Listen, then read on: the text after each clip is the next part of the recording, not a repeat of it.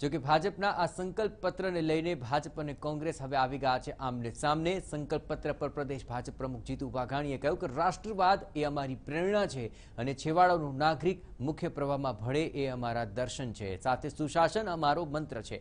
બીજી તરફ પ્રદેશ કોંગ્રેસ પ્રમુખ અમિત ચાવડાએ કહ્યું કે 2014ની જેમ 2019નું સંકલ્પ પત્ર પણ જુમલો જ સાબિત થશે।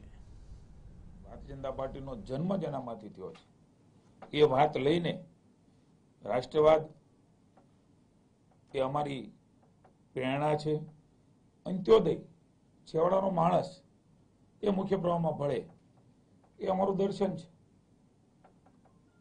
સુશાસન ગુડ ગવર્નન્સ આ રાજ્યમાં નરેન્દ્રભાઈ મુખ્યમંત્રી તરીકે જે શરૂઆત કરી અને દેશ અને દુનિયાએ સ્વીકારી એ અમારો મંત્ર છે।